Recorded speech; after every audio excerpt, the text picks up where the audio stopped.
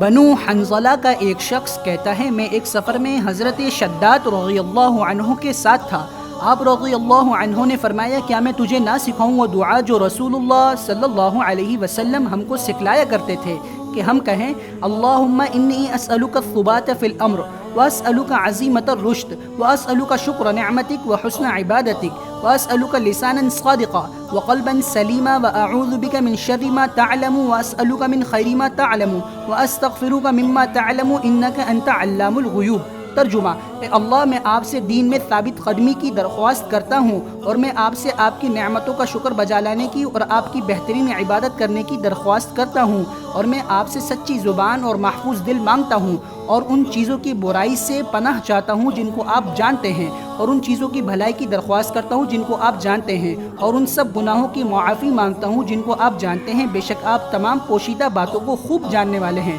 اور حضرت شداد رضی اللہ عنہ فرماتے ہیں کہ رسول اللہ صلی اللہ علیہ وسلم نے فرمایا جو بھی مسلمان اپنے بستر پر آئے اور کتاب اللہ کی کوئی بھی سورت پڑھے تو اللہ تعالیٰ ایک فرشتہ مقرر کرتے ہیں، بس اس سے کوئی ایسی چیز نزدیک نہیں ہوتی جو اس کو ستائے یہاں تک کہ اٹھ کھڑا ہو۔